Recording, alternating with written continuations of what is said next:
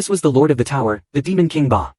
Sung Jinwoo was in the midst of hell, and within 3 days, he led his army from the 75th floor to the 80th floor, and his level rose to 81. However, as the difficulty increased, demons with the strength of S-rank hunters began to appear among the demon nobles. But even so, they could barely withstand 3 moves from Sung Jinwoo. Just as Sung Jinwoo was about to strike down a demon, something unexpected happened. The demon noble started begging for mercy. Curious, he removed her mask, only to discover that underneath the mask was a woman. At this moment, Sung Jinwoo stared angrily at the female demon and said, "You've injured my soldiers so badly. Do you think I'll let you go?" The female demon hurriedly explained that they had received a command in their minds to guard this place, which is why they couldn't and hashtag just stand by and watch someone slaughter demons recklessly. Sung Jinwoo glanced at her and said, "I've killed all the others, leaving only you. Isn't that unfair?" The female demon replied, "My mission is to protect your safety. As long as I fulfill my mission, I'd even be happy to die." Hearing this, Sung Jinwoo turned around speechlessly, thinking, typical selfish demons, but with a human-like appearance, it's hard to make a move against her. Then suddenly, the female demon standing behind him pulled out a weapon and struck at him. However, the attack was blocked by a shadow shield nearby.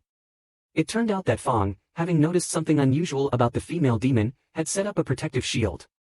After the ambush, Sung Jinwoo glared at the female demon and demanded, "What are you trying to do?" The female demon quickly lowered her head and pleaded, "Please spare me. I'll do whatever it takes to repay you." And Sung Jinwoo immediately ordered Fong to use suppressive force on her and then questioned her about the location of the artifact. The female demon confessed that the artifact was being protected by her family and that she knew the location of the key to the upper floors. She promised to reveal this information if her and her family's safety could be guaranteed. Sung Jinwoo smiled and said, "That's tempting, but how can I trust you?" Slowly walking toward her, he activated his killing aura, stared at her, and asked again, "Can I trust you?" His terrifying aura almost made the female demon faint. She quickly assured him that everything she said was true. Hearing this, Sung Jinwoo decided to trust her one more time, promising to let her go once the artifact was secured. Sung Jinwoo then asked, "Who exactly are you?" The female demon introduced herself as Aishi, the eldest daughter of Lady. However, Sung Jinwoo clarified that this wasn't what he meant. He bluntly asked, "Do you also hear voices in your head telling you to kill humans?" Aishi replied, "I don't hear such voices, but I do hear something else. The voice telling me to protect the place I reside in." At this moment, Sung Jinwoo realized the true purpose of the demons. Unlike monsters, their goal was purely to protect their origin. He continued to ask, "Where did you live and what did you do before you woke up?" Aishi revealed that they had been preparing for war in the demon world, and their opponents were extremely powerful, stronger than all the demons combined.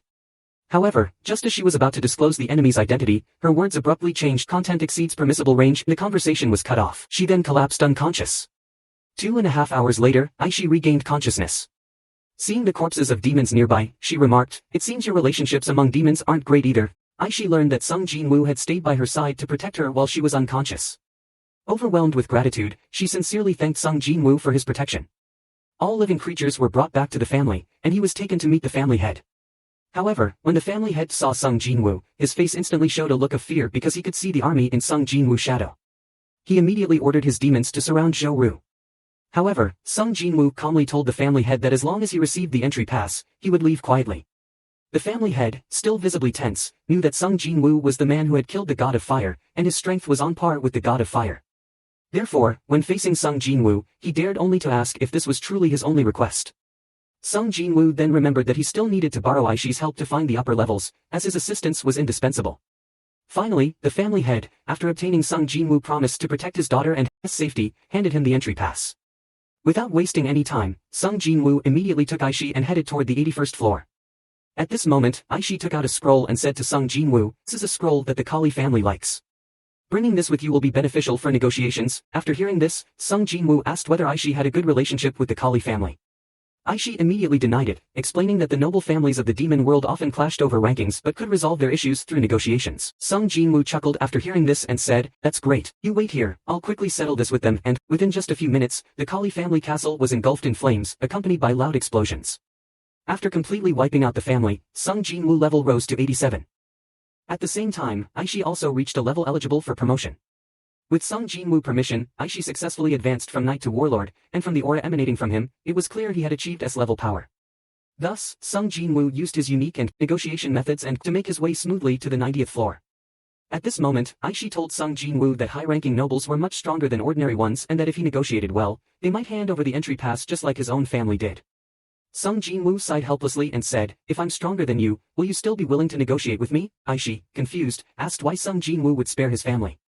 Sung Jinwoo smiled slightly and said, "Because I like you." And hearing this, Aishi blushed, while Sung Jinwoo doubted himself internally, wondering, "And do I really seem to get along well with the demon families?" Sure enough, as Aishi had said, the monsters on the 90th floor and above were stronger and more numerous than those on the lower floors.